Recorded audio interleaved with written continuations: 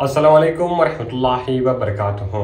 دوستانو نن په دې ویډیو کې زه تاسو دروښه یم تاسو څنګه کولی شئ د فیسبوک د ریلز ویډیوګانې په خپل موبایل کې ډاونلوډ کړئ. دوستانو که چیرته تاسو فیسبوک ریلز ګورئ او که تاسو غواړئ چې یوه ویډیو ځینې ډاونلوډ کړئ، دا ویډیو به دوستانو تاسو څنګه ډاونلوډوئ په دا ویډیو کې دوستانو زه تاسو ته دغه طریقه درښیم.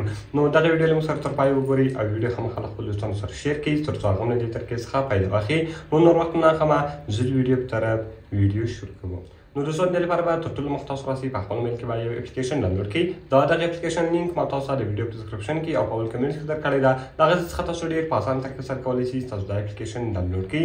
کله چې دوستان تاسو هغه اپلیکیشن ډاونلوډ کړئ، د هغې کوم دوستان تاسو فیسبوک ته راسئ، خپل ریلز به راواړوئ. د هغې کوم دوستان زه راځم ریلز ته.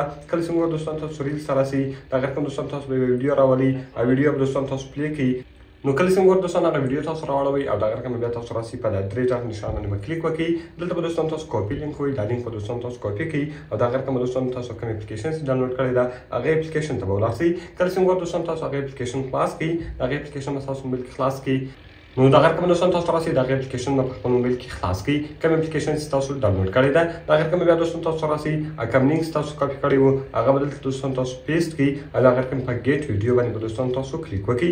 کله چې دوستان تاسو په ګیټ ویډیو باندې کلیک وکړئ، دا ویډیو به تاسو ته راوړوي. د هغې رقم دوې کټګریان تاسو راوړوي، یو ایچ ډي های ده، یو ایس ډي لو ده. که چېرته تاسو غواړئ دا په ایچ ډي کې ډاونلوډ کړئ، ایچ ډي های به وي، او که چېرته تاسو غواړئ دا تاسو په 3 جي بي کې ډاونلوډ کړئ، د هغې رقم ایس ډي لو وي. نو زه غواړم دا په ایچ ډي کې ډاونلوډ کړم. د هغې رقم ایچ ډي های باندې به دوستان تاسو کلیک وکړئ. دلته پریپیرینګ روان ده، ستاسو ویډیو به راواوړي او د هغې رقم دغه ویډیو تاسو په خپل موبایل کې ډاونلوډ کړئ. نو د هغې رقم دوستانو ویډیو راغله او ویډیو اوس زما په موبایل کې ډاونلوډېږي. نو په دا طریقه سره دوستان تاسو کولی شئ ستاسو فیسبوک د ریلز ویډیوګانې په خپل موبایل کې ډاونلوډ کړئ. نو کوم ویډیو خوښوي ویډیو له خپل دوستانو سره خامخا شیر کړئ تر څو هغه هم له دې طریقې څخه فایده واخلي. او که تاسو کوم پوښتنه لرئ نو موږ ته لاندې په کمنټس کې ووایاست تر څو موږ هغه ویډیو ستاسو لپاره جوړ کړو. نو ملاوي په نورو ښایسته ښایسته ویډیوګانو کې په دعاګانو کې مې یاد ساتئ. د خدای په امان.